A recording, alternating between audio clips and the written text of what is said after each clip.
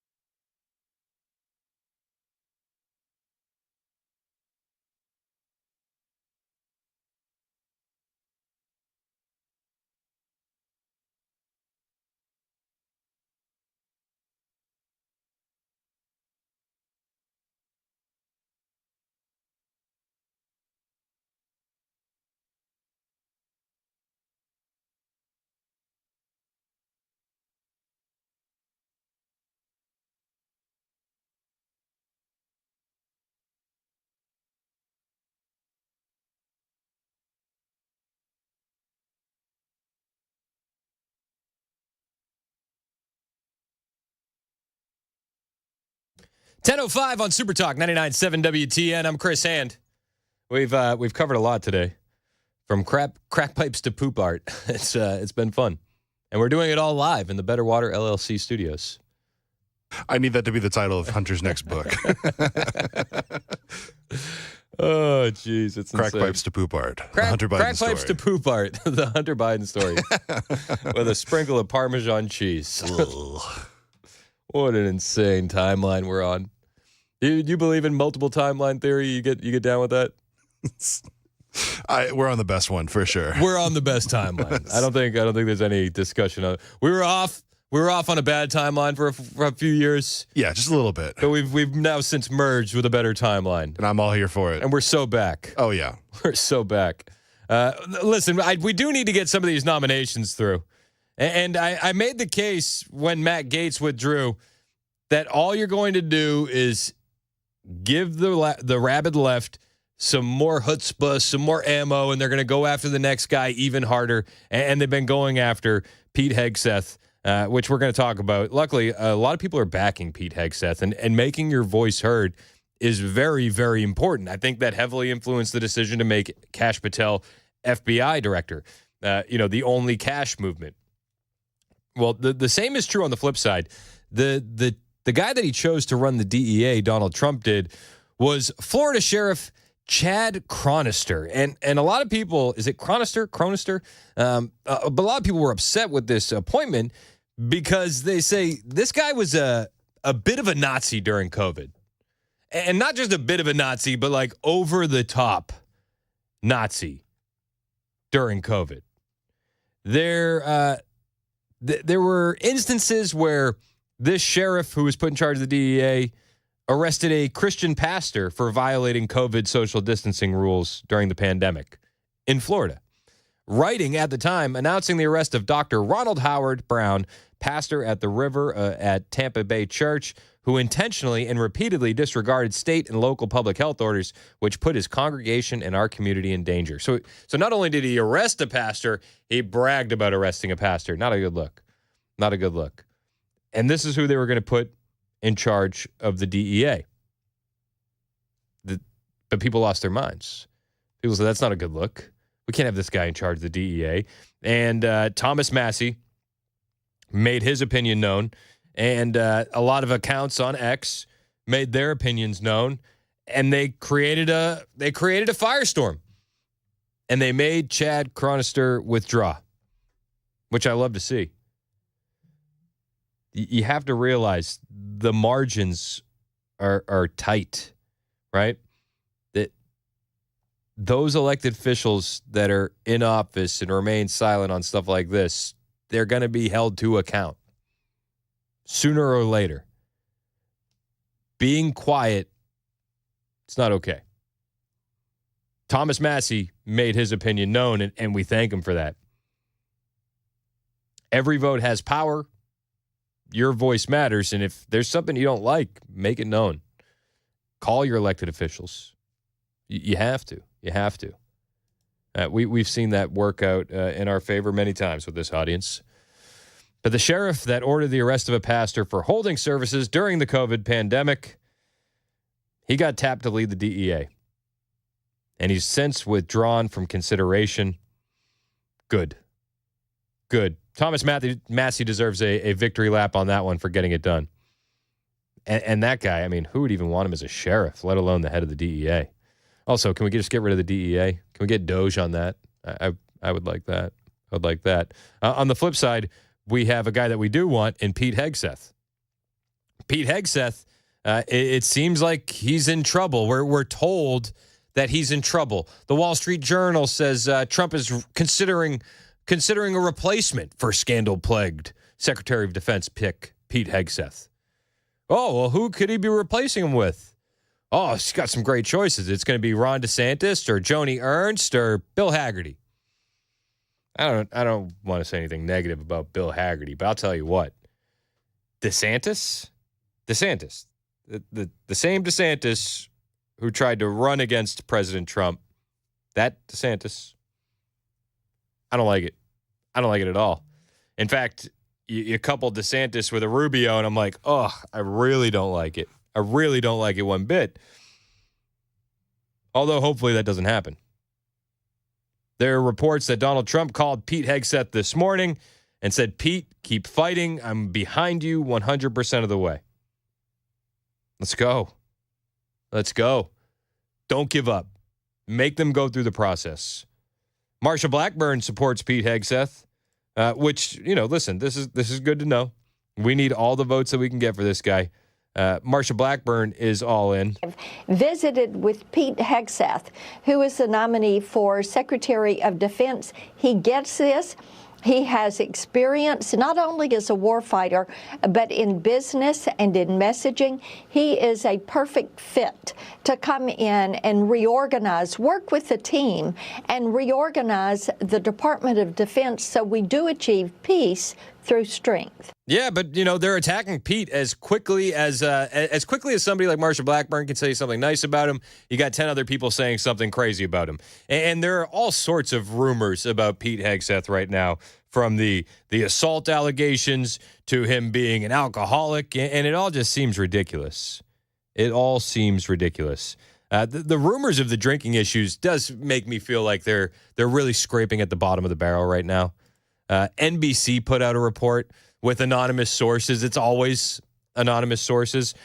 Pete Hegseth's drinking worried colleagues at Fox News, sources tell NBC. But, it's funny. It's laughable because you have people that work with Hegseth at Fox News that are coming out and saying, yeah, that's BS. Or as Will Cain said, horse S. Dan Bongino coming out in support of Hegseth, Will Cain, Brianna Morello, and more. They're all saying, no, that's not true. It's not true one bit. Pete doesn't have a drinking problem. But he does have a problem getting votes. And it seems like there are Republican senators that aren't going to confirm Pete Hegseth as Secretary of Defense. Republican senators. Now, the rumored list, and I'll let you know, this is just a rumor, but the rumored list of Republican senators that won't confirm or won't commit to confirming Pete Hegseth are Susan Collins, Lisa Murkowski, John Curtis, Mitch McConnell, John Thune, and Lindsey Graham.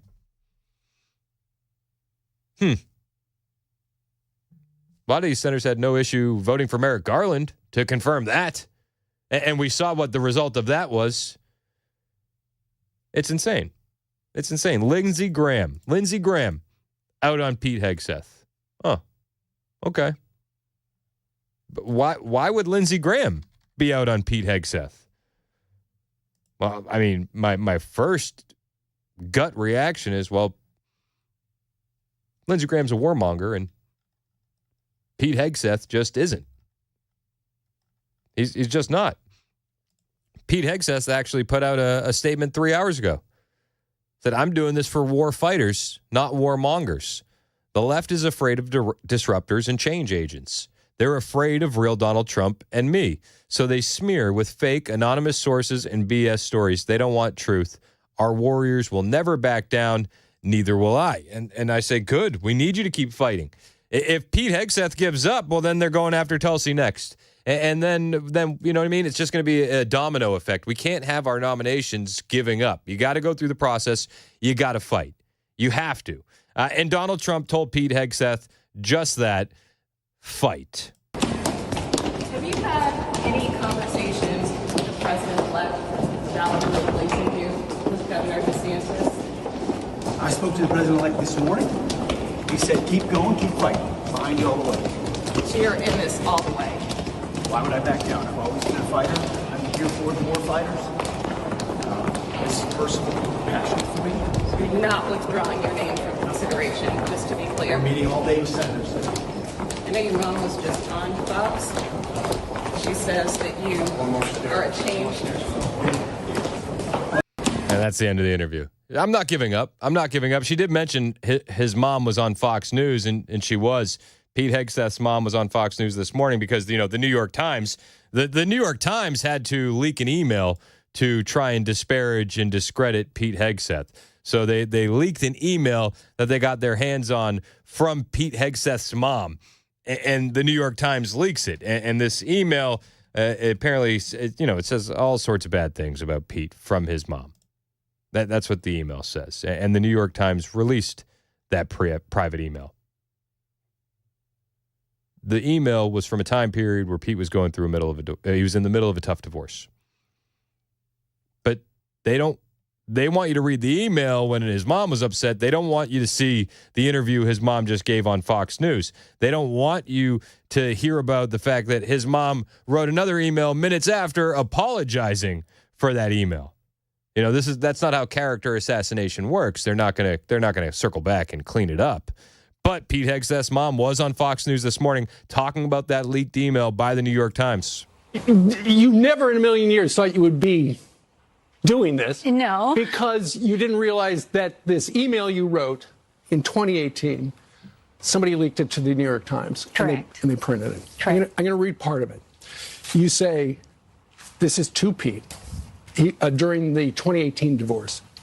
You say, I have no respect for any man that belittles, lies, cheats, and sleeps around. And you go on and say, you are that man and have been for years. And as your mother, it pains me and embarrasses me to say that, but it is a sad, sad truth. You say, we still love you, but we are broken by your behavior and your lack of character.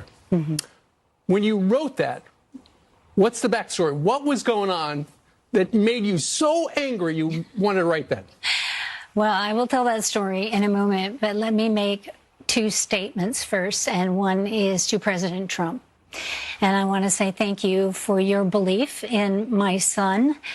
We all believe in him. We really believe that he is not that man he was 7 years ago. I'm not that mother. And I hope people will hear that story today and the truth of that story. So the other thing I want to say is I am here to tell the truth. To tell the truth to the American people and tell the truth to the senators on the Hill, especially our female senators. I really hope that you will not listen to the media and that you will listen to Pete. Well, and you're here to tell us, because you are in the news now. So why did you write that email in 2018? Right. I mean, that's the question, right? Why'd you write the email? The email that was leaked by the New York Times, which said awful things about Pete from his mother that they're now using to discredit him. Why did you write it? Well, What was going on? Right. Let's go back 7 years, which if we all went back 7 years, we would see that maybe we were not the people we are today. But they were going through, Pete and his wife at the time were going through a very difficult divorce. It was a very emotional time, and I'm sure many of you across the country understand how difficult divorce is on a family. There's emotions. We say things, and I wrote that in haste. I wrote that with deep emotions. I wrote that as a parent, and about 2 hours later, I should. My husband tells me I should think through things a little bit more, but Pete and I are both very passionate people. I wrote that out of love, and about 2 hours later, I retracted it with an apology email, but nobody's seen that. No. Why would they publish that? You know, I think the moral of the story is don't email when you're angry, right? Like don't do that. But they're using that to derail Pete Hegseth, or at least attempt to derail him. It sounds like President Trump is still in his corner, and his mom is still in his corner. There are, and you wanted to come on to talk a little bit, and you mentioned a moment ago the media scrutiny. You know, there are allegations of sexual assault, excessive alcohol use, infidelity, financial mismanagement. As a parent, that's really hard to hear. Right. Well, our job as parents are to correct. They are to speak truth. And I am a passionate person like Pete, and sometimes emotional words come out. I don't believe any of that is true, any of it. And I'm here. I wouldn't be sitting in this chair today if I didn't believe that about my son. Right. How's the family holding up? Oh, we're okay. We have a deep, deep faith. Not only in each other, but in God. And our friends have been amazing. The support we've been receiving has been amazing. So we're trusting in our God and in our faith and in our family. Mm-hmm. I mean, that's all you can do in these situations, right? But she's in Pete's corner. She has Pete's back, so they can use that email against him as best they can. But it doesn't seem like she's buying into the media lies, the BS. She doesn't believe that. She said, I wrote an email when I was angry. I wrote an email when I was angry. I wonder how the New York Times got that email. See, that's a question that I think is a bit more interesting. How did they get that? And then after they published the email, what was Pete's mom thinking? What's something, you know, he worked here until just like a week ago. Yeah, I know. We all know him. As his mother, what's one thing about Pete people don't realize? That he's got a big heart. That he's very smart. Yeah. He is the most faithful patriot of this country. He loves his country. Loves his country. He's fought and almost died for his country. He's a good dad. He's an amazing son and father, and that's the Pete I want people to know. Yeah. And then I want to say one more thing. I said I believe he's the man for the job, but more than that, I believe he's the man for such a time as this. At this time, you're on TV explaining your son and his character. Yes. Because somebody gave the New York Times that they email. Did. How many people got your email? Was it just to Pete? I haven't been able to track that like my blind copy or my copy. I don't think that's important right now. I think what's very important is that the truth be told about that email, and that we look at Pete today, not then. And I'm here.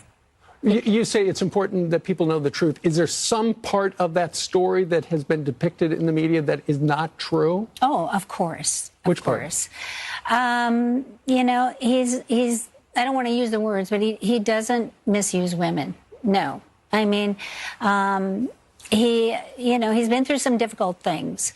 I'm not going to list them by name, but I would just say that some of those attachments or descriptions are just not true. Well, that's Pete Hegseth's mom on Fox News. I'll be honest, after listening to it, and I'm just listening to it in real time, like it's great that she goes out there and does the interview. I don't know if it was the vote of confidence you would have hoped for from his mom. I mean, I understand she doesn't have any media training, so maybe this is an awkward spot for her to be in. But just listening to that, it's like, I can already see how the left is going to spin your words. I can already see how the left is going to use this appearance against you. And I can already see how they're going to take things out of context. That's just me. I'm just being honest. It's 1023 on Super Talk 99.7 WTN. It's Chris Hand, and I want to tell you about my friend Shane Ring over at Cover Nash. Open enrollment is here for health insurance. And not only does Shane have over 20 years of experience in health insurance, but he'll shop the entire market for you to find you the best plan for you. He has over 75 different companies to shop from and every type of plan available in the market, and he can help you no matter what your income level or health situation is. So don't let yourself or someone you know get taken advantage of by call center agents and limited, overpriced health coverage. Shane can easily save you 30 to 60% on your monthly premiums, and many of those plans will even pay you when you use them. Sounds crazy, but I've seen it happen. Go ahead and give Shane a call today and let him know that Chris Hand sent you. He'll show you how much you could be saving on quality coverage immediately. Call Shane now, 615-465-0023, 615-465-0023, or hit up the website, covernash.com, to book an appointment with Shane Ring. That way you can get a quality health plan managed by you, not the government, covernash.com.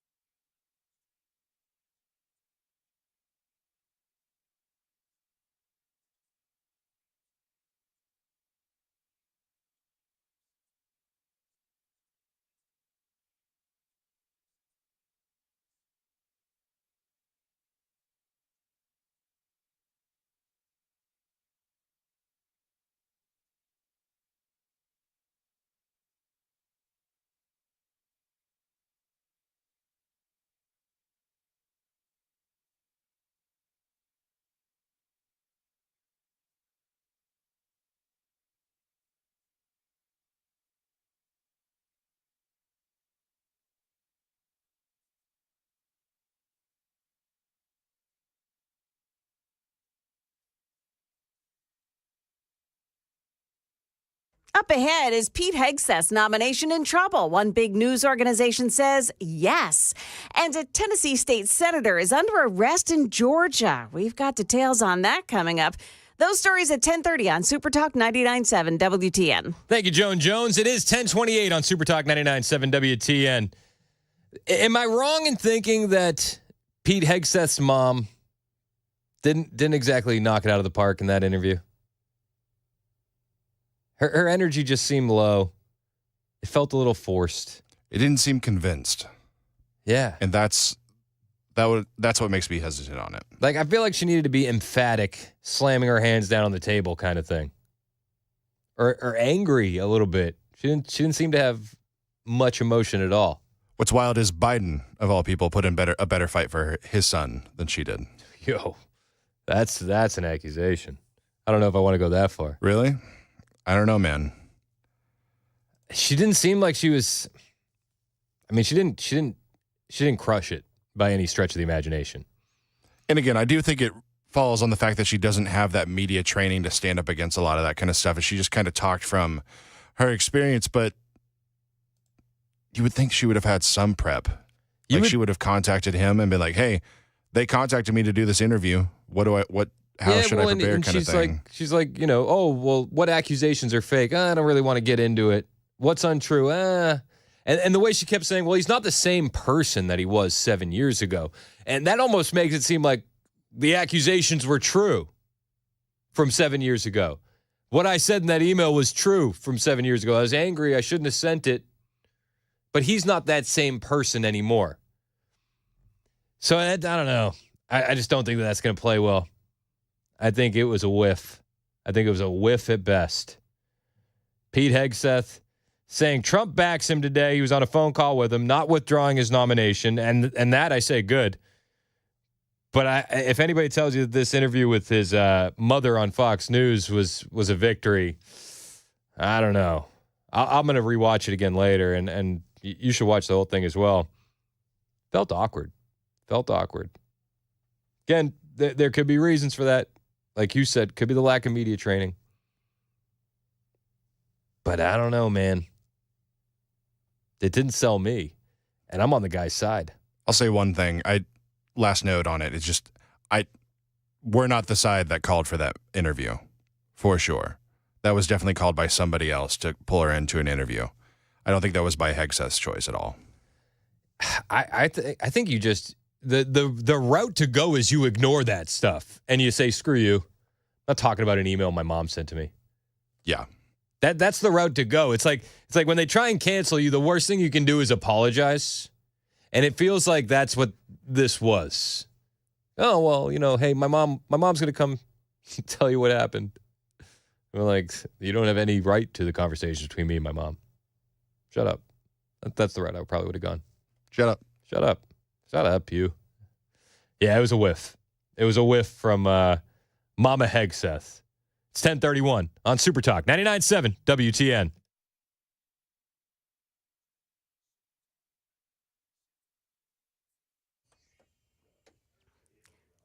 Good morning. It is 10:30, and I'm Joan Jones with your top stories. President Trump may be considering replacing Pete Hegseth with Florida Governor Ron DeSantis for the nomination to lead the Pentagon. That is according to a story in the Wall Street Journal that came out this morning. Hegseth's mother, meantime, says she immediately regretted writing the email in which she blasted him for mistreating women. That email got leaked to the media. I wrote that in haste. I wrote that with deep emotions. I wrote that as a parent. And about 2 hours later, I should. My husband tells me I should think through things a little bit more. But Pete and I are both very passionate people. I wrote that out of love.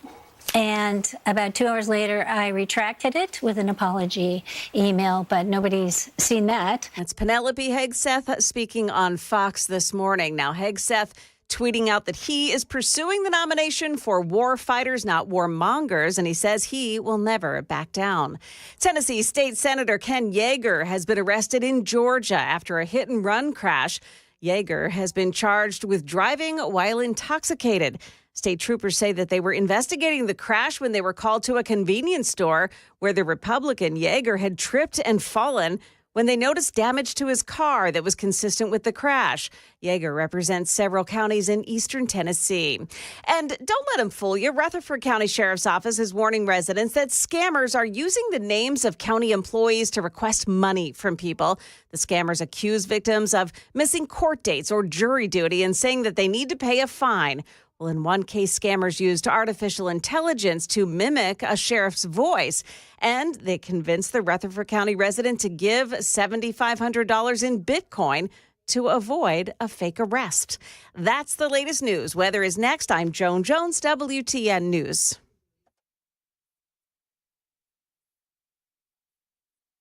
Did you know you're overpaying for your health and wellness products? With over 20 company-owned brands offering its members vitamins, supplements, wellness, and skincare products, you're able to save up to 70% off retail. Members Nutrition can't change your life, but we can change the way you live.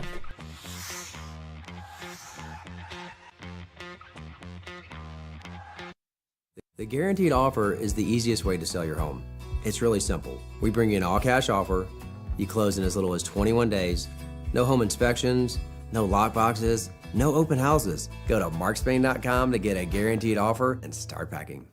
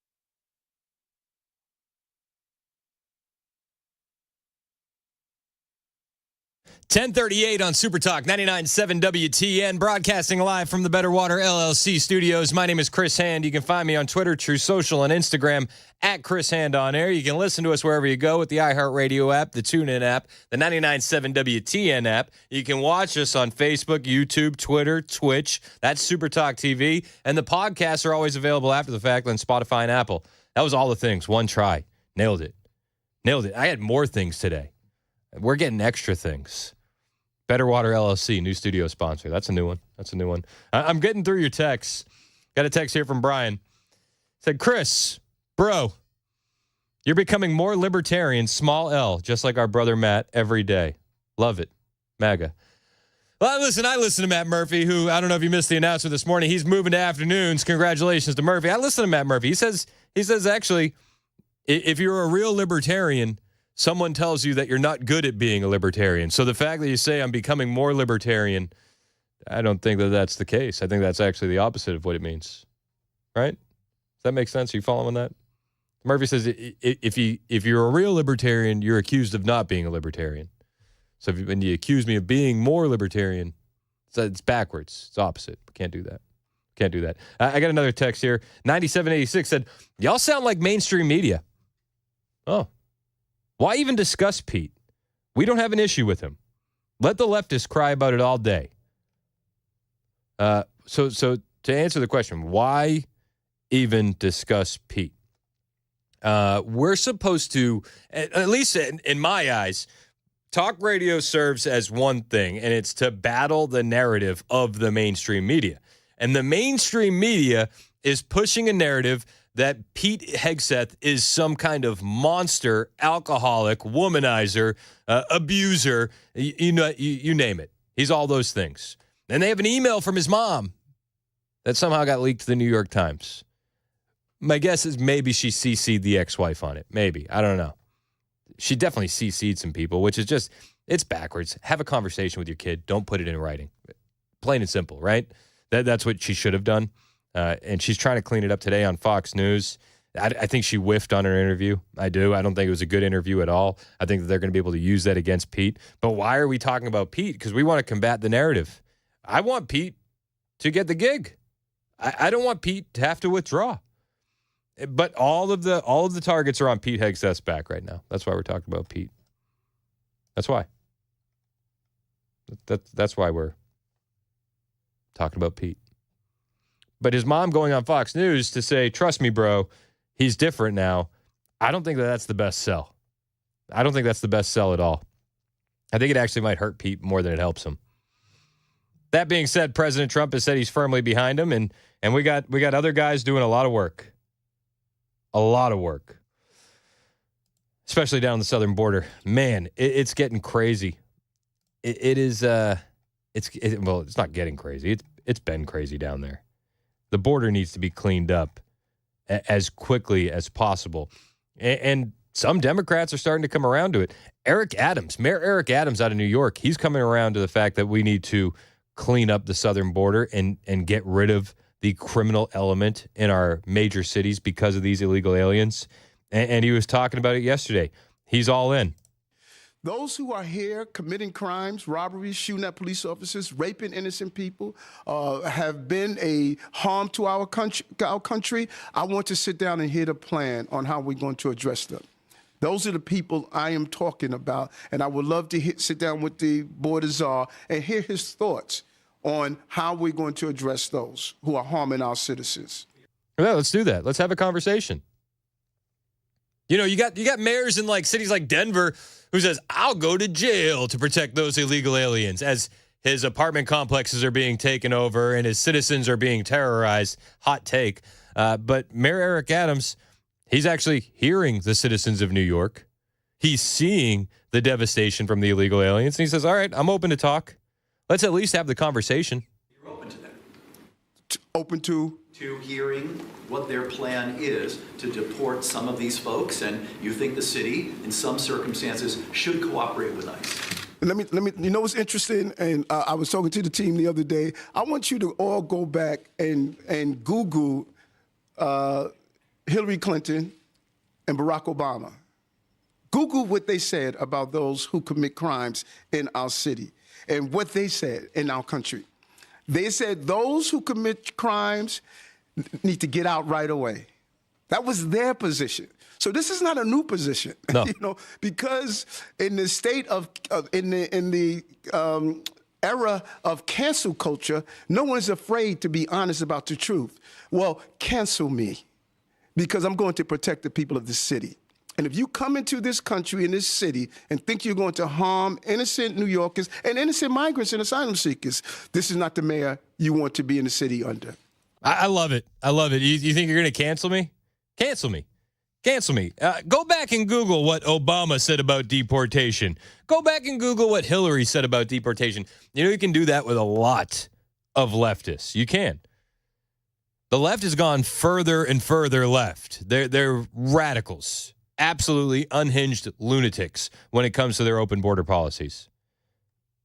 But go back, Google what Obama said. Google. I mean, under Obama, he deported 2.5 million illegal aliens. Obama was the deporter in chief, but it's an issue now. It's a problem now. And Mayor Eric Adams, he's catching some heat for that. You're going to work with Tom Homan and Donald Trump? Don't you know they're Nazis? No, he just wants the criminals out of his town. I don't think there's an issue with that. There shouldn't be an issue with that. The left will have an issue with that. Tom Homan, he's open to working with Mayor Eric Adams, and he said so much last night. So, is Adams right? Will you work with him, and is there a fix? I will meet with Eric Adams. I've yet talked to him. I actually plan on calling him tonight, but I'll probably call him right after the show. But he's reached out to me a couple times. I've been on travel, but I plan on calling him either tonight or first thing in the morning. I certainly will meet with him. I'm looking for partnerships. I'm not looking for enemies, and I think we both have the same concern on the rising illegal alien crime rate in New York City. I want to help him address that. I love that. Listen, we're trying to work together. We're trying to fix this together. We're not trying to make enemies. We have a big problem in front of us. The more allies that we can have, the better we're going to be at solving it. Tom Homan is absolutely right. 100%. Yeah, you should be working with Mayor Eric Adams. You should be working with any mayor in the country in any of these cities that want to assist you with the deportation efforts. And like Tom Homan said, if the other ones don't want to assist, get the hell out of the way. Those are your options. Do you believe that you can get the bad guys without sweeping up a lot of not bad guys, except for the fact that they came into the country illegally and all the things that go along with breaking up families, breaking up workplaces, the risks that you know very well? Well, look, like I said in the first show, our priority right out of the gates is criminal aliens, the ones who are here illegally that committed a crime. And that's why I'm happy that the mayor's reached out, because if they can help us arrest the bad guy in the safety and security of their jails, work with their law enforcement, that means less officers in the streets, less officers in the communities. But when we're forced, when a sanctuary city just keeps releasing illegal aliens with criminal convictions back to the streets, that forces the men and women of ICE to go into communities.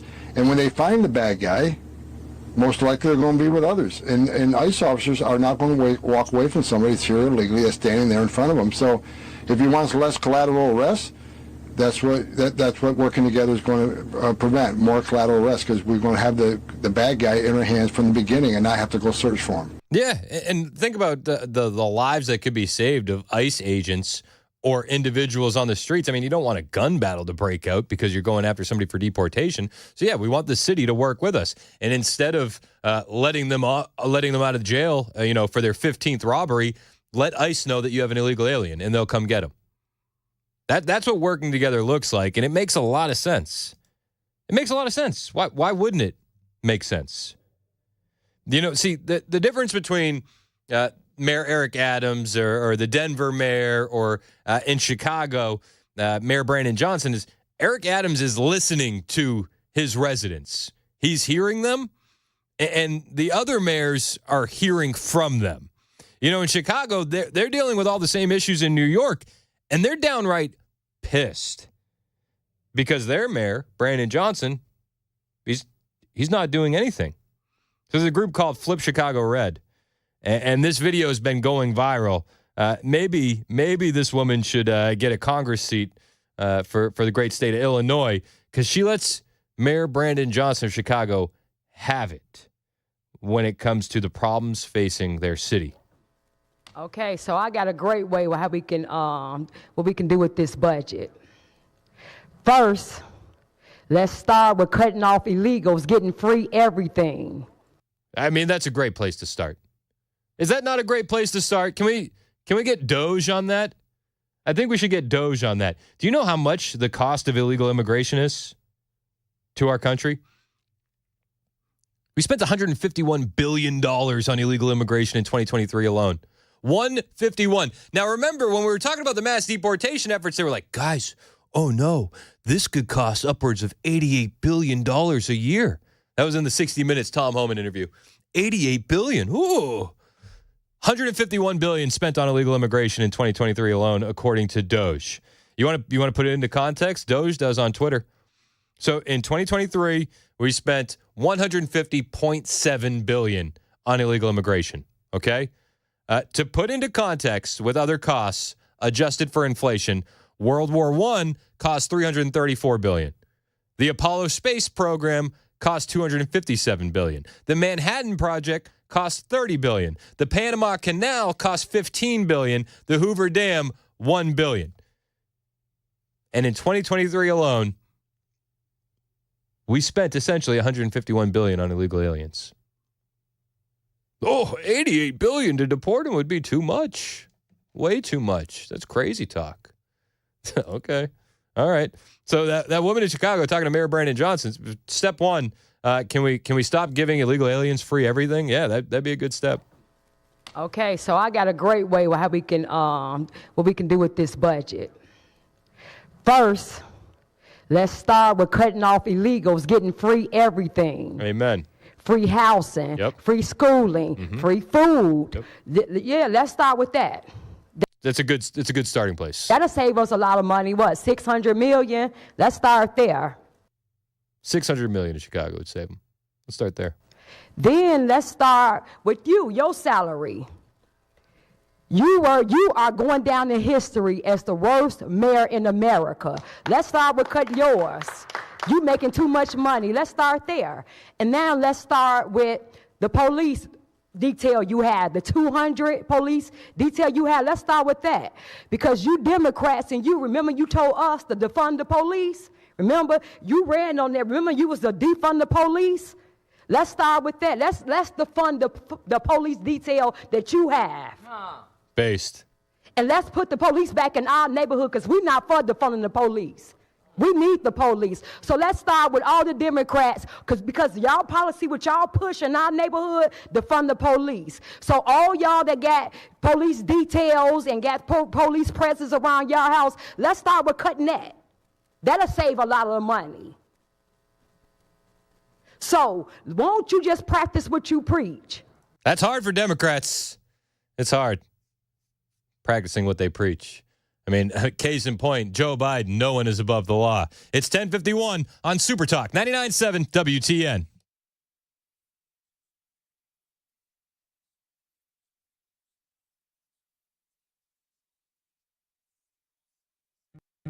Hey, what's up, guys? It's Matt Murphy in the middle of downtown Franklin, Tennessee. We've talked so much about Savory Spice. I thought, why not show you the place? So let's go on in and see what's popping at Savory Spice. As I've always said, you will smell the spices even before you walk in. I can smell them right here in the doorway. Come on in, and let's introduce you to the one and only Holly, who is the owner and proprietor of Savory Spice. Say hey, Holly. Hello, everyone. Now, enough about Holly. Let's talk about spicy and easy products like the incredible taco soup, which, as I said, you put this in a crock pot, you put all the ingredients that it tells you to buy right there, you put the spices in, and it's so easy. So if you don't know what you're doing around the kitchen, it's a perfect way to find your way around the kitchen, as is the Mediterranean dill risotto. Now, for the holidays, pumpkin pie spice. What doesn't it have, Holly? Pumpkin. Doesn't have any pumpkin in it. That's a fun fact for all of you kids out there. Now, if you stop by Savory Spice, either in the Franklin location or at L&L Market, you can get yourself a sample of the dill dip, which is my absolute favorite. Just tell them Matt Murphy sent you to Savory Spice with purchase now. So come by Franklin or L&L Market in Nashville and come see Holly and the entire crew at Savory Spice.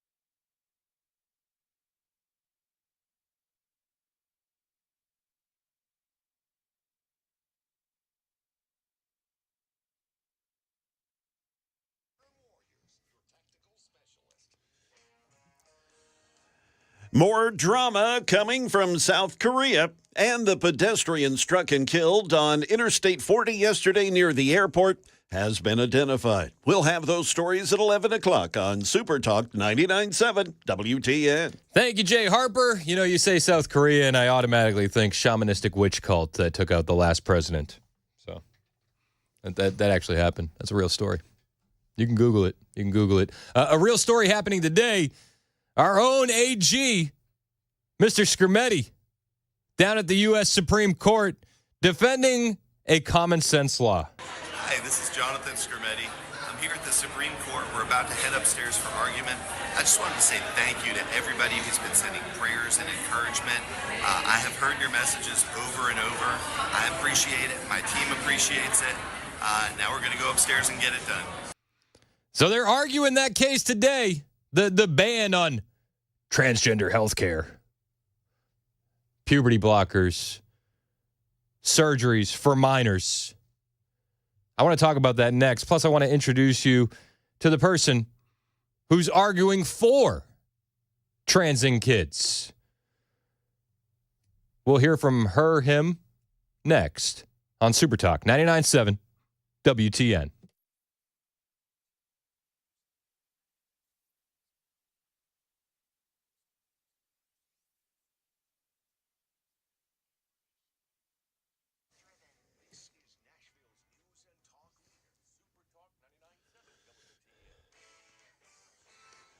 Good morning. It's 11 a.m. I'm Jay Harper in for Ken Weaver, who's still not feeling well. We'll have your full forecast here in a few minutes, and I've got your top stories. Dramatic scenes on the world stage just a month before President-elect Trump takes office. There's now a high-stakes showdown on the Korean Peninsula where thousands of U.S. troops are stationed to deter the nuclear threat from North Korea.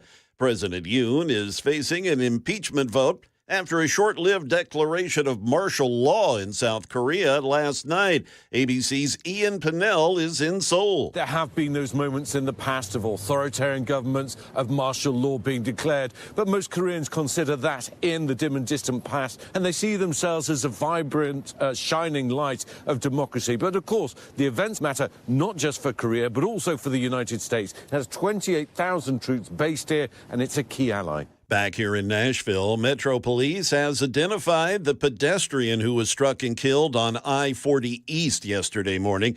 According to police, 22-year-old Austin David of Mount Juliet, he was killed after he was struck between Donaldson Pike and Stewart's Ferry Pike, the exits there. David was reportedly walking along the right side of the interstate when he was first struck, and then he was run over by other vehicles. Well, police said they really don't know when all this happened, but they're saying it could have happened as early as 2 in the morning, but the poor man wasn't found till after 11 in the morning. Police said there were no witnesses or vehicles that remained on the scene. And as many of us know here, I-40 East between Donaldson Pike and Stewart's Ferry near the airport, it was shut down for several hours yesterday and did not open till about 4 o'clock. Anyone with information about this fatal crash is asked to call Crime Stoppers. That is the latest news. Weather is next. I'm Jay Harper, WTN News.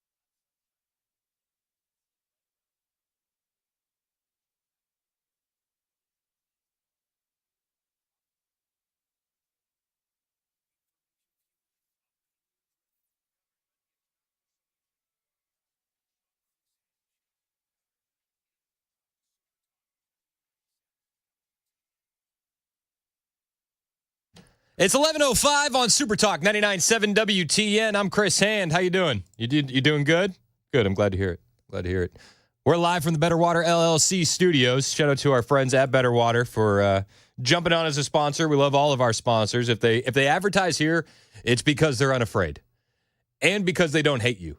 And if you want to spend money with people that don't hate you. So if you need a nice water filter for your home or your business, call Better Water LLC. We were talking about the case happening in front of the Supreme Court currently. Our own Jonathan Skrmetti arguing the ban, which is a common sense ban for trans surgeries on minors and trans healthcare, puberty blockers for minors. Now, there's an ACLU transgender lawyer arguing for children to be allowed to be castrated. And this person states that even 2-year-olds know when it's time to transition. Doesn't that just infuriate you a little bit? A two-year-old? A 2-year-old. Transgender lawyer Chase Strangio will be arguing before the Supreme Court in favor of the trans surgeries for minors. Chase Strangio showed up on CNN last night. Strangio, Chase, thanks so much for being here. Really appreciate it. So the case comes at a time when 26 states have passed laws restricting healthcare treatments for transgender youth, according to a CNN analysis of data from the nonprofit think tank Movement Advancement Project. So how do you plan to argue before the U.S. Supreme Court in a case that could have wide-ranging implications beyond the state of Tennessee? So the question is, how are you going to argue this in court? And I pause it here because I don't think you're prepared for Chase Strangio's voice. Listen, I understand it's superficial, but it just threw me through a loop. This is a woman presenting as a male, okay? Transgender ACLU lawyer, Chase Strangio. How are you going to be defending castrating children in court today? Well, thank you for having me, Jake. And obviously, this is a critical inflection point for transgender people across the country. We're coming off of an election season where transgender people played an outside role in people's consciousness in terms of the way in which we were situated as a threat to others. And when we look at the map of states that ban this type of evidence-based healthcare, we went from 0 states that had these bans in 2020 to now more than half the country. So before the court tomorrow, the question is really a simple one as I see it. It's really, this is a law that bans medical treatment only when it is prescribed inconsistent with an individual's sex. Our argument is that treats people differently because of their sex, and therefore the court has to treat it like all other forms of sex discrimination, and that's why it's unconstitutional. I know. The voice, it's like, oh my gosh. I feel so bad for this person. I really do. Like, I'm not even like trying to make fun of this person, and I don't want it to come off that way, but I feel bad for her. I feel like this is somebody that just really gobbled up the left's ideology, and this is what it spit out. It's sad. It's sad. But this person is going to be arguing that children can take puberty blockers and have gender reassignment surgeries and effectively be castrated. This person is going to make the case that at times even 2-year-olds know when it's time to transition. This person is evil, and it's been indoctrinated into evil. A 2-year-old doesn't know.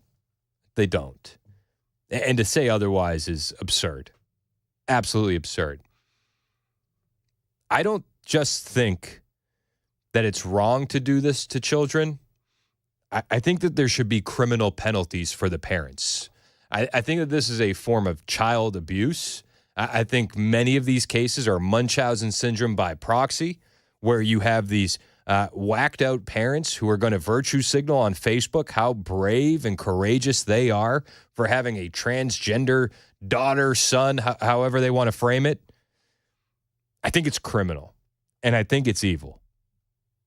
So attorneys representing the state of Tennessee told the U.S. Supreme Court, quote, if the government's theory holds, men who identify as women could claim constitutionally based access to women's bathrooms, women's locker rooms, and women's sports, accepting that theory would perversely erode women's rights and jeopardize landmark statutes protecting women's equal access to schools, winners' podiums, and beyond. What's your response to that? Well, I obviously disagree with that premise that allowing transgender women into women's sports or women's bathroom is a threat to women, but it is also not the question before the court in this case. And in fact, it is a totally independent question about whether a law that bans medical care for transgender adolescents discriminates against people based on sex versus these separate cases that preceded any of these healthcare bans will continue to be litigated in the courts regardless of the outcome here. So that clearly is conflating a bunch of different questions. The question before the court tomorrow is about whether banning medical care, overriding the consent of parents, the recommendations of doctors is a violation of equal protection. I don't think parents should be able to consent for a 2-year-old to have their gender changed. I think that's evil. You know, this lawyer, this ACLU transgender lawyer, Chase Strangio, also said that, well, we have evidence to back it. Actually, the evidence goes the other way, and it shows that the overwhelming majority of kids who are dealing with gender dysphoria are out of that by the time they go through puberty. And puberty blockers in and of itself, insanity. If you believe in the transgender ideology and you want these individuals to be able to have their gender reassigned, you need to go through puberty and to be able to have enough to work with to do those surgeries. Even the argument for puberty blockers is in direct conflict with the woke radical ideology that they're espousing. It's insane. Brian in the borough, your thoughts on puberty blockers? Hey, guys. I appreciate you taking my call. I think you guys are awesome. I have a different take on this, though, and I believe I'm in disagreement with you. Every time I'm in disagreement with you, it bothers me. But that's all right. We don't have to be an echo chamber, man. I want to hear what you think. Well, I think we need to broaden our mindset on this. I believe in the Bible. Obviously, this stuff is obviously wrong. I hope I have that understanding. But I don't think that we should ever take away parental rights. These are extreme cases, but I don't want the government to be able to tell me whether or not I should be able to spank my children or not. I think that this is a bridge a bit further than this. You know, I think that to say that the government can't take your right away in this situation as a parent, but I can't give my kids alcohol. I can't take my 7-year-old to get a tattoo today. But I see that's where I disagree with you because to you and I that is common sense. That is common sense, but we're not dealing with common sense here. We are using extreme examples. It is extreme, and I hope you understand the spirit of my conversation. No, I do. And I think but what you're saying is, that's common sense, but it would be common sense not to transition a 2-year-old. Yeah. And these parents don't have common sense. So as a country, we got to protect these kids. I don't want the government to tell me. I don't want the government to tell me what is common sense and what is not. That is up to the parents. Do I think this is obnoxious and ungodly, terrible? Yes, I do. But I don't want the government to be able to have that same standard and say, well, I think this is obnoxious. Because when those people are in control of the government, and this will shift eventually to liberalism, which is normal, and then it'll shift back, and then it'll shift back and forth. I don't want it when it has shifted to the liberal side that they can tell me what is right and what is wrong with my parenting.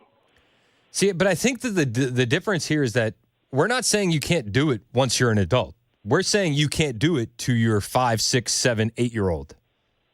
So what's to stop them from saying you are not allowed to spank a 2-year-old? A 2-year-old doesn't know what they're doing, and a 2-year-old needs to be more gently cared for. A 2-year-old needs to be more cared for. That's not what the Bible says. The Bible says, hey, do it with love and gentleness, but you spank them. I don't want someone else to have the ability to tell me if that is right or wrong.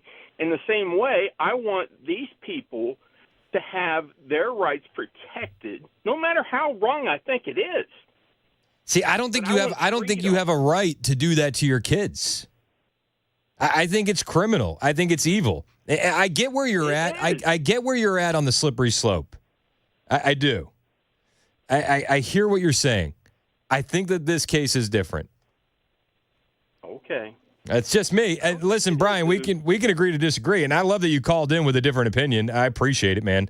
But I don't see this anywhere near the government saying you can't spank your kids. I think it can go there. Maybe it could, but I tend to disagree with you. I do appreciate your call, though, Brian. I think that this is something that needs to be done, like 100%.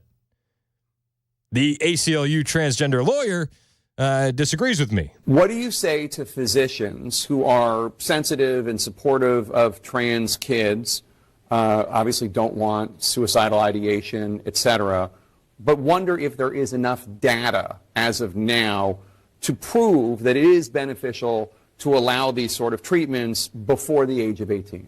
So I would say three things. And the first is we have decades of both clinical experience and research data showing that this is medical treatment that provides critical benefits to adolescents who need it. And that's just a lie. Like there's no decades of data that they can look at and tell you that. There's none. There's none. In fact, there's data that goes the exact opposite way. Suicidal ideations actually increase post-surgery.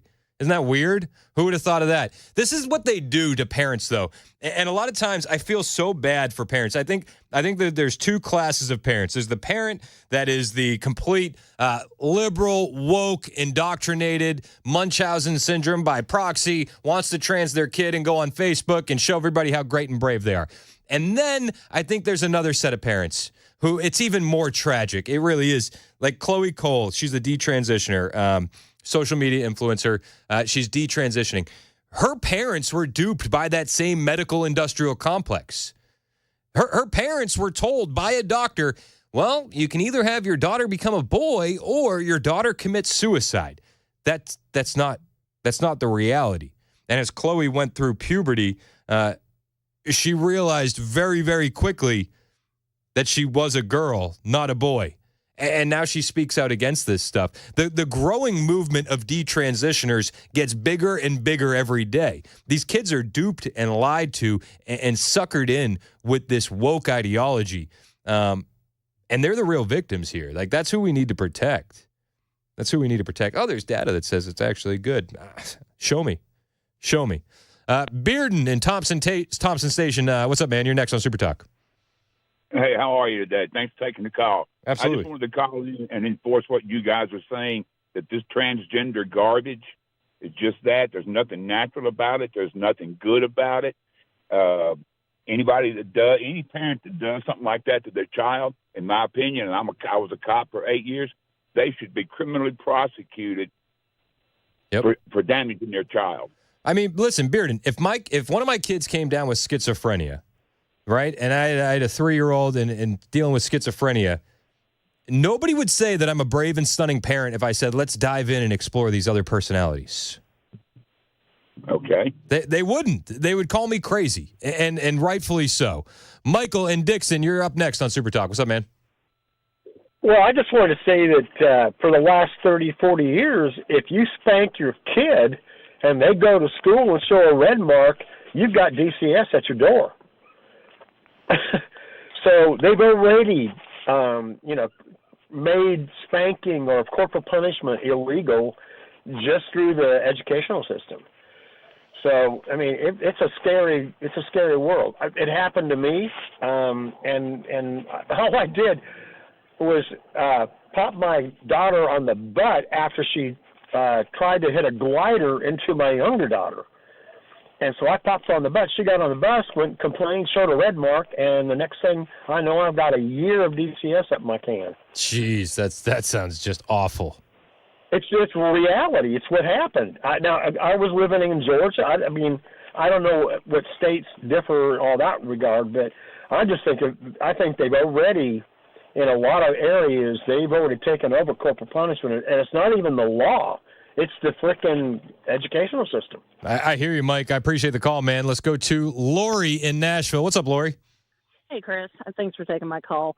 In response to the caller about the slippery slope with, parental rights, what about the parental rights where I don't want to vaccinate my child and Facts. send them to school? Thank you. Yes. Amen. I mean, we've already kind of hit that slippery slope.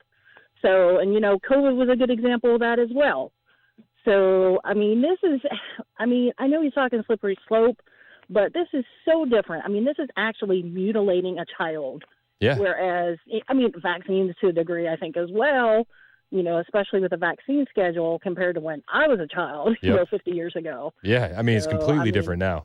Correct. Yeah. So that's a point I wanted to make. We've kind of, the government's already there at that point.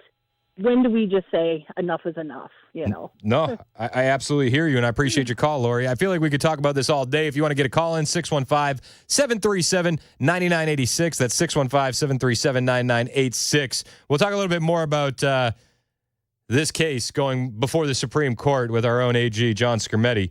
And, dude, what a boss for him to do this. They wrote this thing solid. I have a feeling that we're gonna win this one. And good. The kids deserve it. Like, no kid should be forced to go through that. You want to do that? You got to wait until you're an adult. That's just the way it goes. Sorry. Deal with it. Be patient. And you know what? When you grow out of this phase, you'll thank us for it. It's 11:22 on Super Talk 99.7 WTN. Got to say Merry Christmas from the entire family over at Busy Bee. These guys are the best, and they have deals better than cold milk and cookies this time of year, depending on who you ask. Santa might have a different opinion. But Busy Bee has a limited number of 14-SEER 1.5 to 3-ton split heat pumps for residential unit replacements for only $6,995. It includes everything: labor, equipment, material, warranty. This system offers the perfect balance of energy efficiency and year-round coziness.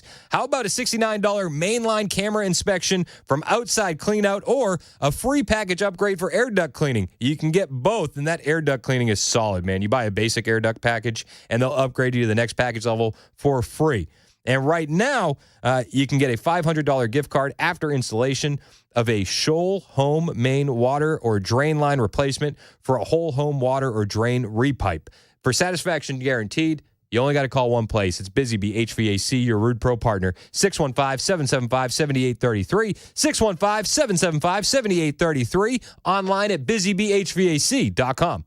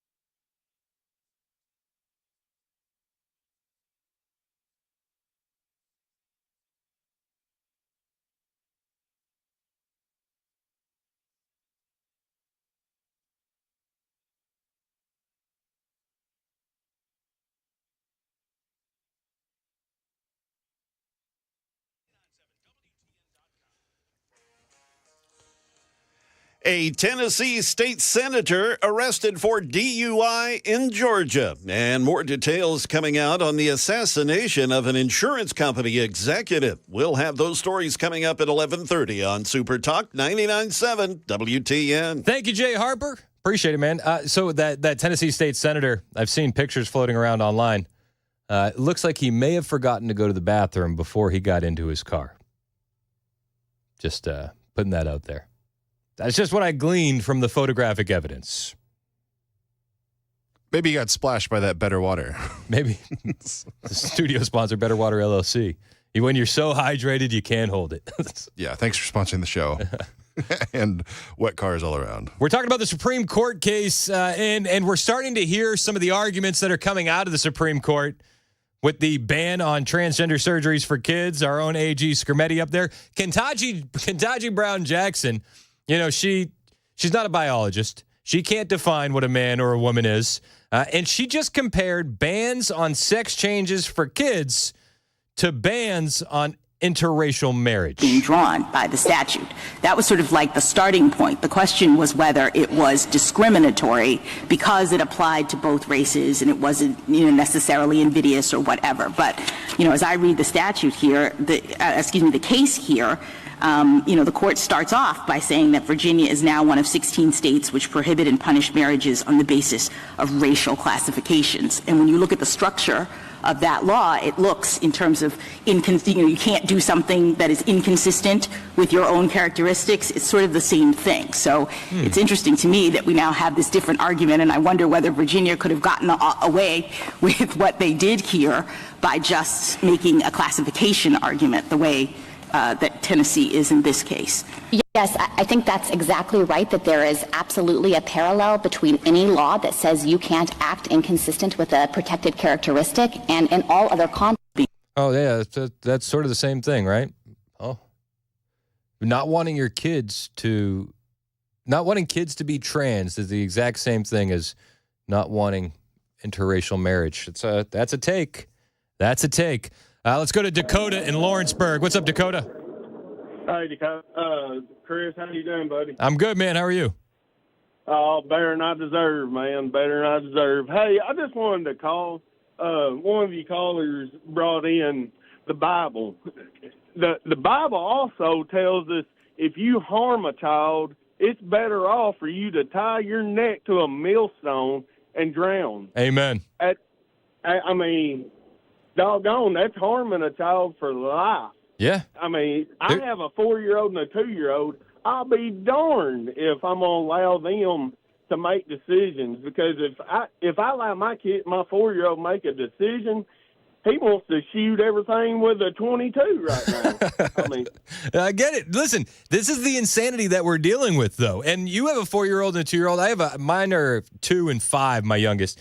But it's like, I couldn't imagine them making any kind of life-altering decisions or telling me that they're the opposite sex and giving them any sort of air with that. Like, why? Why would I? You're 2, you're 5. Exactly. I'm 30-year-old, and I still make mistakes myself. Yeah. Amen. Me and you both, man. I appreciate the call. All right, so we got a couple people waiting on the line. Jay, Nate, Brandon, JD. Hang out. We'll get to your calls next. Plus, we'll hear from Justices Samuel Alito and Sotomayor. They're weighing in on this case, and we're getting audio out of the Supreme Court arguments now on the transgender ban case that's happening right now. We'll get you more of that audio next, plus your phone calls on Super Talk 99.7 WTN.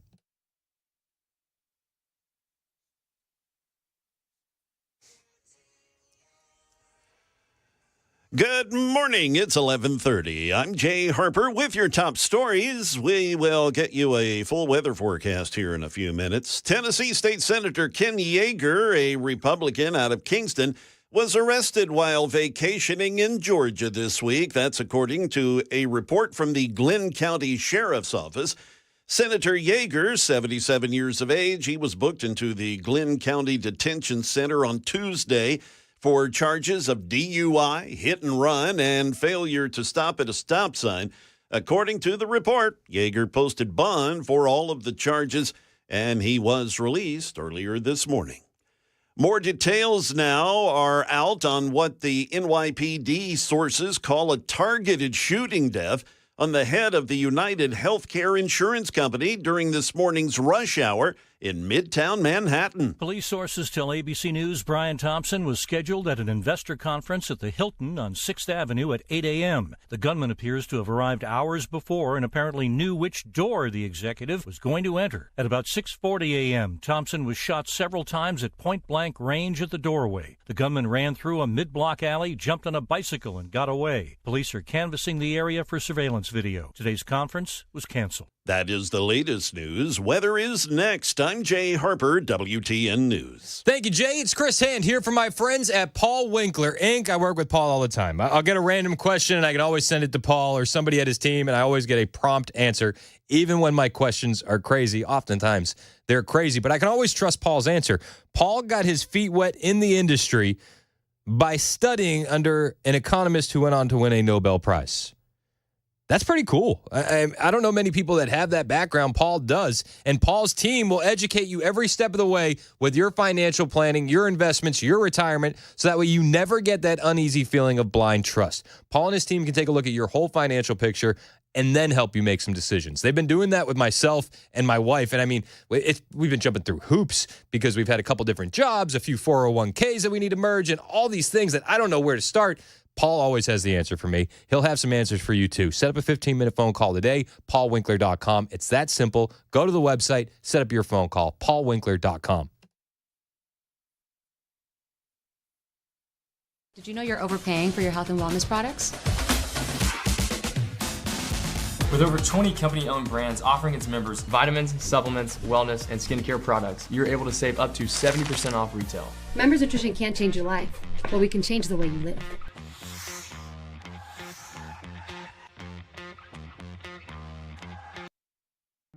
Hey, what's up, guys? It's Matt Murphy in the middle of downtown Franklin, Tennessee. We've talked so much about Savory Spice. I thought, why not show you the place? So let's go on in and see what's popping at Savory Spice. As I've always said, you will smell the spices even before you walk in. I can smell them right here in the doorway. Come on in, and let's introduce you to the one and only Holly, who is the owner and proprietor of Savory Spice. Say hey, Holly. Hello, everyone. Now, enough about Holly. Let's talk about spicy and easy products like the incredible taco soup, which, as I said, you put this in a crock pot, you put all the ingredients that it tells you to buy right there, you put the spices in, and it's so easy. So if you don't know what you're doing around the kitchen, it's a perfect way to find your way around the kitchen, as is the Mediterranean dill risotto. Now, for the holidays, pumpkin pie spice. What doesn't it have, Holly? Pumpkin. Doesn't have any pumpkin in it. That's a fun fact for all of you kids out there. Now, if you stop by Savory Spice, either in the Franklin location or at L&L Market, you can get yourself a sample of the dill dip, which is my absolute favorite. Just tell them Matt Murphy sent you to Savory Spice with purchase now. So come by Franklin or L&L Market in Nashville and come see Holly and the entire crew at Savory Spice.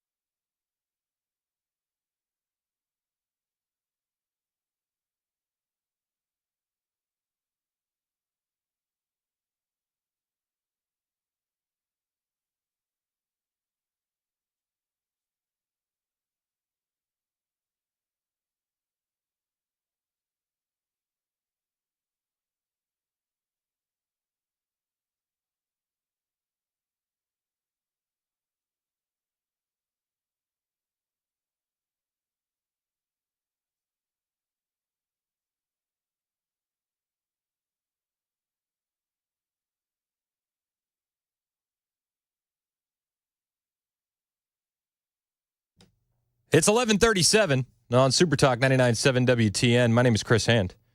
You know, one of the big arguments that they say with transgender care for minors is, oh, well, guys, if we don't let them do that, then they're going to commit suicide. Well, it's funny. It's funny that they always mention that.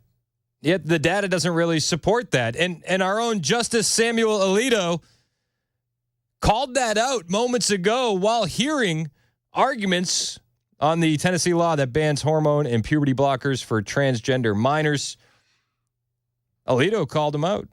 He said, actually, there's no evidence that gender affirmative treatments reduce suicide. Oh, weird. True in every respect. But on page 195 of Cass' report, it says, there is no evidence that gender affirmative treatments reduce suicide. Wait. One more time for those in the back.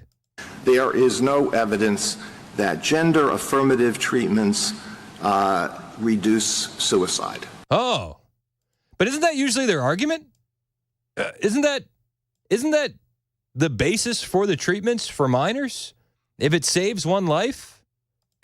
There is no evidence that gender affirmative treatments reduce suicide. Okay. So now the transgendered ACLU lawyer, what's the name? It's, Chase Strangio, says, well, there's no evidence in those studies.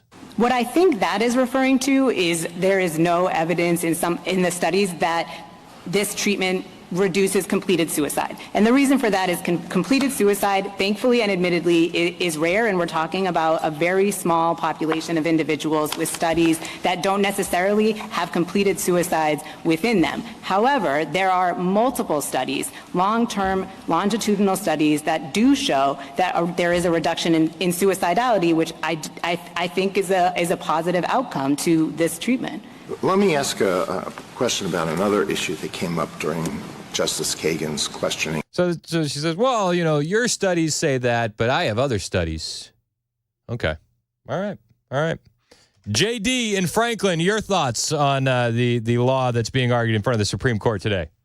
Well, yeah, I'm calling in as a detransitioner here in Middle Tennessee. I did it as an adult. But what's so insidious about their whole argument is that people like myself are completely shunned out of the healthcare industry entirely. So there aren't any long-term in-depth studies for people like myself and what we go through. The detransitioner community is actually shunned by just about every major media outlet. I'd love to ask a couple questions of you, if you don't mind sharing. When did you detransition, and what was the reason why? Well, I mean, you started following me on X, and I appreciate that. I'm starting to listen to your show. But I went to California. I did it here in Vanderbilt as well. And essentially, I was, I have various sexual trauma that isn't never addressed by the medical establishment. And it was shoehorned into the transgender rubric. And just the frustration of not really getting enough adequate help for the sexual trauma that's underlying the conditions, essentially. So they never asked about what was happening in the past. They never asked about the issues that led to where you were when you wanted to transition, is what you're saying? No, not really. I mean, anytime I brought that up at Vanderbilt, they would always divert it to transgender ideology and, the positives of transitioning. And that's what just made me so just enraged about this whole thing. It's like I cannot fathom a child, like what I went through as an adult. I can't fathom doing that for children. It's just such a messy process, and it makes me furious. And that's why I canvassed for Trump. That's why I voted for Trump for the first time in my life this year. Hey, I appreciate that. But I'd love to ask about Vanderbilt. What year was it when you were transitioning at Vanderbilt? From 2017 to I went to California in 2022. So you were at 5 years there where you were all in on the ideology. I was at Vanderbilt, it was about 2 years, and then I moved to California and came back. What do the people at Vanderbilt tell you? Because I imagine that you're going in there, you think you know what you want, But what are the people at Vanderbilt? Are they trying to upsell you essentially, or how does those conversations go? Yeah, I mean, I really do. Yeah, you mentioned it. You hit the nail on the head with upselling. I mean, the doctors there, like I said, were very positive about that. We're always talking about, the benefits, whereas I was trying to address my trauma, my sexual trauma, and they always diverted the conversation, essentially. Interesting. Have you thought about, the fact that you were essentially duped and what kind of recourse you might have in that situation?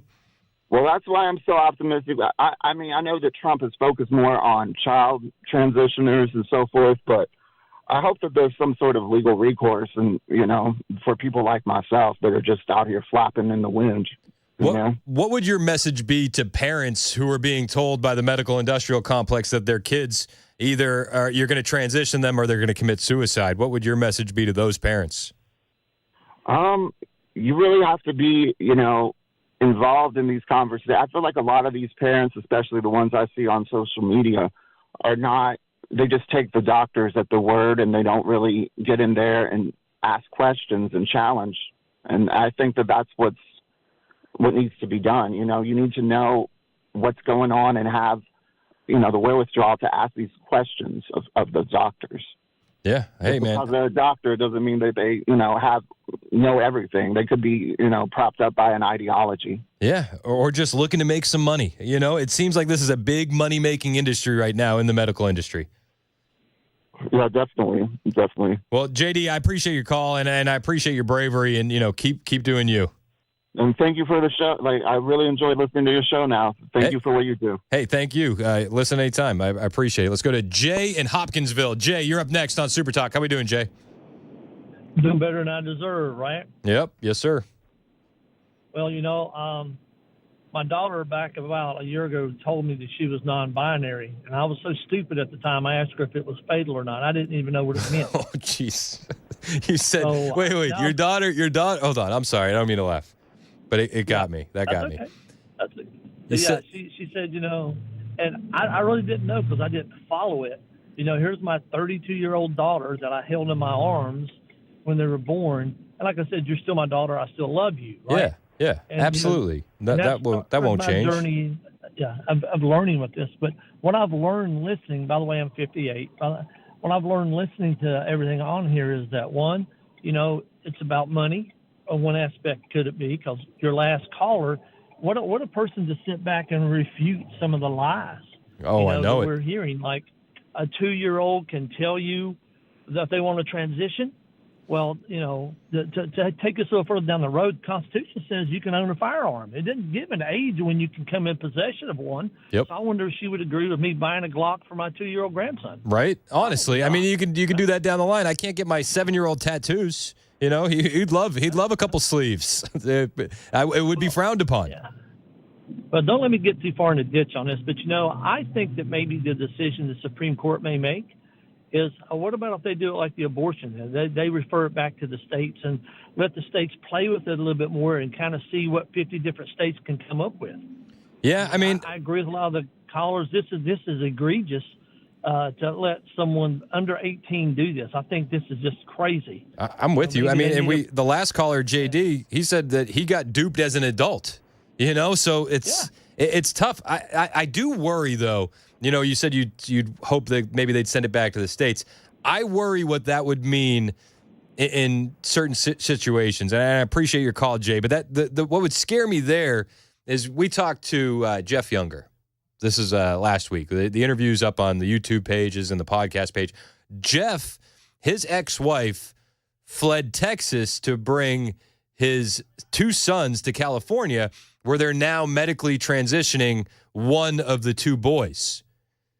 So if you send that back to the States, I wonder how messy that gets. State versus state over kids. What happens if there's a divorce in Tennessee and then mom flees to, I don't know, New York or California? What happens then? I think the best thing that the Supreme Court could do would be to just say, yeah, no, the ban stands. That personally. That's what I want to see. Nate in Franklin, you're up next on Super Talk. How we doing, Nate? I'm doing great, man. How are you? I'm good. Thanks for calling. Yeah, I think what seemingly everybody on the left is missing in this argument is the word adult. We treat, constitutionally and according to the law, we treat children different than we treat adults, and there's a good reason for that. We don't have, severe criminal punishments for children. As you were saying earlier, we don't allow them to drink alcohol. And, Ketanji Jackson Brown's argument about interracial marriage is ridiculous on its face because we don't let children get married. We don't let 10-year-olds get married, whether they're of any race. So we treat children differently than we do adults. And, the previous caller was worried about government intrusion. You don't have a right to abuse your child. That is not a constitutional right. Yep. You don't have the ability to mutilate your child. I can't sell my child into sex slavery, just like I can't mutilate them or abuse them or do any of that stuff. And it boggles my mind because it's like people have to stretch logic and the law, frankly, to get to that conclusion. We don't send kids to war. There's a reason that we treat children differently than we do adults. They don't have the mental capacity to make these kind of decisions. Yep. And from where I'm at, it's criminal. It's criminal behavior, and anybody that facilitates that stuff, to me, in my mind, is abusing children, and they're criminals. Yes, they're not 100%. I just would echo what you're saying. I'm completely with you. I think the parents should be charged. The doctor should be charged. The nurse that did the paperwork should be charged. I think everybody that is complicit in that needs to be held accountable. Yeah, it's not even, what's amazing to me is that they can't, they don't accept the logic that, kids are different than adults. And so what they have to do is turn it into an argument about, the race stuff or sexuality or any of that stuff. All of that stuff is irrelevant. We're talking about children. We're not talking, we recognize that children shouldn't be watching grotesque horror movies as kids. Yep. There's a million different kids don't have free speech rights when they're in school. They can't swear at their kids. We treat them differently, and it's insane to me. And I cannot believe that we're at a point in history where this is even a thing. But the craziest part is what you just said there at the end. This is insane to me. I can't believe we're at this point where this is a thing. The radicals on the left are saying those exact same things about us, and it's like that's how divided we are in this country. Although I will say this, I do think on this issue in particular, we have the overwhelming majority of support, and I think I think that there are Americans out there, the vast majority, that realize that this is evil and it needs to stop. I appreciate your call, Nate, as always. Another Supreme Court justice weighed in. Sotomayor, they were talking about the medical risk involved with these treatments, with these puberty blockers. And Sotomayor said, every medical treatment has risk, even aspirin. Cannot eliminate the risk of detransitioners. So it becomes a pure exercise of weighing benefits versus risk. And the question of how many minors have to have their bodies irreparably harmed for unproven benefits is one that is best left. I'm sorry, counselor. Every medical treatment has a risk. Even taking aspirin. Oh, okay. That's a hot take. It's a hot take. Every medical treatment has risk, even taking aspirin. What you just heard was quite a few wild statements from the radical leftist Supreme Court judges. You had Ketanji Brown Jackson comparing banning sex changes for children to banning interracial marriage, and you had Sonia Sotomayor saying, there's risk in taking aspirin. Of course there's some risk in these medical treatments. Insane. We'll have to see how this shakes out in the Supreme Court. We'll be covering it all day right here on Super Talk 99.7 WTN. The guaranteed offer is the easiest way to sell your home. It's really simple. We bring you an all-cash offer. You close in as little as 21 days. No home inspections, No lockboxes, no open houses. Go to markspain.com to get a guaranteed offer and start packing.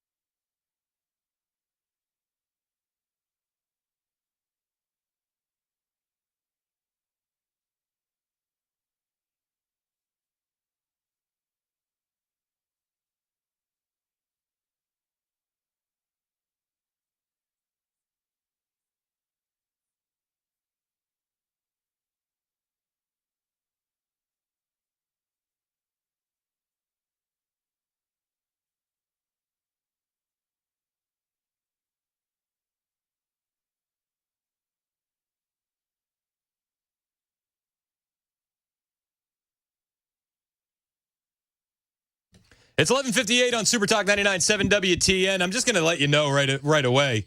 There is no baton of optimism being passed between me and Murphy today. Murphy, I mean, for a guy that just landed the afternoon gig, came in here on fire, angry. I said, why are you so angry? I said, they just gave you afternoons. You should be happy. He said, I'm angry. I'm not happy.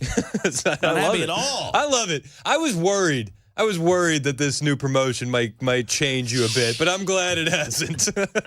I'm just worried that we only have so many of these left. Yeah. Hey, congratulations, by the way. You're very like, kind. real talk, I think Murphy is going to just absolutely excel in the afternoons. So congratulations. I'm thankful that the main thing that I'm thankful for is that Hand had so many children and so many afternoon activities that he didn't throw his hat in the ring for the thing. That's what I'm thankful for.